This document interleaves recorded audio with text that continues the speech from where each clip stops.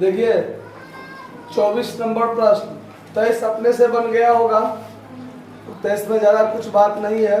24 पर ध्यान दीजिए। प्राप्ति भुगतान खाता और अतिरिक्त सूचना से आपको कहता है आय व्यय खाता तैयार कीजिए, जिसमें आपको प्राप्ति भुगतान खाता के डेबिट साइड में क्या सब है ध्यान दीजिए। टू बैलेंस बीडी जो कैश इन हैंड और कैश एट बैंक है, उसको तो आय व्यय खाता में नहीं लिखते हम लोग। डेबिट साइड में और है आपको दान, चंदा, वसीयत, ब्याज और विविध प्राप्तियां। तो इसमें ध्यान दीजिए, दान और वसीयत इस दो से संबंधित आपको अतिरिक्त सूचना दिया हुआ है। अतिरिक्त सूचना में दिया हुआ है कि प्रबंध समिति ने दान और वसीयत का 50% पूंजीगत प्राप्ति माना है और 50% आयगत प्राप्ति माना है। तो जो पूंजीगत प्राप्ति जितना होगा उतना हम लोग आय व्यय खाता में नहीं लिखेंगे, और जितना आयगत प्राप्ति होगा उतना ही लिखेंगे हम लोग आय व्यय खाता में। तो इसमें दान और वसीयत पूंजीगत प्राप्ति होता है। कुछ कहा गया रहे तो जो कहा गया रहेगा वो मानेंगे, अगर कुछ नहीं कहा गया रहे तो उसको पूंजीगत प्राप्ति माना जाता है। क्या माना जाता है? पूंजीगत प्राप्ति। लेकिन यहाँ पर आपको कह दिया है कि 50% पूंजीगत मानिए और 50% आयगत मानिए। तो 50% हम लोग लिखेंगे आय व्यय खाता में, ठीक है। दान के बारे में स्पष्ट कह दिया है 50% पूंजीगत, तो 50% पूंजीगत मानेंगे, नहीं लिखेंगे, और बाकी 50% जो आयगत होगा उसको लिखेंगे। अगर कुछ नहीं कहा गया रहता दान के बारे में तो देखिए, दान जो है वो चंदा से कम है। दान चंदा से क्या है?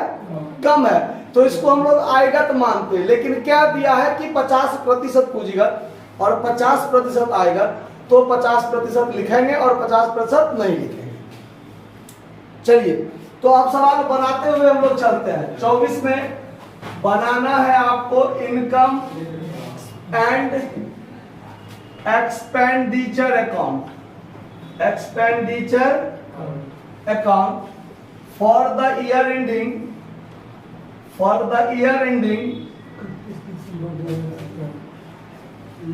31 दिसंबर 2017 है। 31 दिसंबर 2017। अब यहाँ पर नया बुक होगा तो ये बदल सकता है, ठीक है। जिसके पास पुराना बुक होगा, ये नया बुक होगा, तो 18, 19, 20 कुछ भी हो सकता है, उससे कोई फर्क नहीं पड़ेगा। देखिए, डेबिट क्रेडिट, डेबिट साइड में एक्सपेंडिचर होता है अमाउंट, क्रेडिट साइड में क्या होता है? इनकम। अब देखिए, डेबिट साइड में जो प्राप्ति दिया हुआ है वो क्रेडिट साइड में इनकम में जाएगा, आय व्यय खाता में। तो बाय बैलेंस बीडी जाएगा नहीं। डोनेशन 10,000 है ना, तो डोनेशन का आधा जो 5,000 है वो मात्र लिखाएगा। तो बाय डोनेशन कितना लिखाएगा? बाय डोनेशन 5,000 रुपया, ठीक है। उसके बाद चंदा पूरे का पूरे 30,000 रुपया होगा। बाय सब्सक्रिप्शन 30,000 रुपया आयगत प्राप्ति है। लिगेसीज जो है 8,000 का कह दिया है 50% पूंजीगत और 50% आयगत, तो 50% लिखेंगे, अन्यथा नहीं लिखते हम लोग इसको, ठीक है। बाय लिगेसीज कितना लिखेंगे? 4,000, ठीक है। उसके बाद इंटरेस्ट जो है वो आयगत होगा, वो लिख लेंगे हम लोग। इंटरेस्ट कितना रुपया है? 1,400 रुपया। और विविध प्राप्तियां बाय मिसलेनियस रिसिप्ट्स कितना है? 3,600 रुपया। इतना हो गया क्रेडिट साइड का आइटम, आमदनी में, आयगत आमदनी। अब देखिए, भुगतान में जो खर्चा सब दिया हुआ है उसमें से जो आयगत होगा खर्चा वो लिखेंगे, जो पूंजीगत होगा नहीं लिखेंगे। पूंजीगत खर्चा में जो अस्थायी संपत्ति के लिए होगा वो नहीं जाएगा। तो सवाल में देखिए क्या सब है। एडमिनिस्ट्रेटिव एक्सपेंस 32,000 लिखाएगा to administrative expense. Administrative expense कितना है 32,000 ये लिखाएगा। उसके बाद रिपेयर 1600 ये भी लिखाएगा टू रिपेयर 1600। फिर है रेंट 1000 टू रेंट 1000 लिखाएगा। इन्वेस्टमेंट नहीं लिखाएगा, क्यों? क्योंकि ये फिक्स एसेट्स है, ठीक है। सैलरी लिखाएगा कितना 7000 टू सैलरी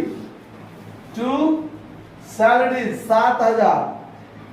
उसके बाद है फर्नीचर, ये भी फिक्स एसेट्स है, फर्नीचर नहीं लिखाएगा। और बाय बैलेंस सीडी जो cash in hand cash bank है ये भी नहीं लिखाएगा। बस हो गया, इतना बात है आपको यहाँ सवाल में। अब दोनों साइड में देखिए कौन सा ज्यादा है 32 7 38 2 40,600 और ये ज्यादा है, क्रेडिट साइड ज्यादा है।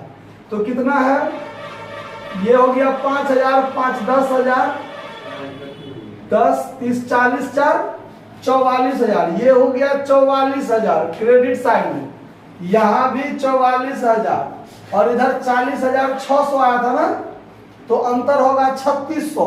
3600 है 2400 जोड़ने में हम गलती किए हैं। देखिए तो 30 5 35 35 5 40 40 4 ये हो गया 32 नहीं ठीक है 32 ये 7 39 40 41 41,600 है।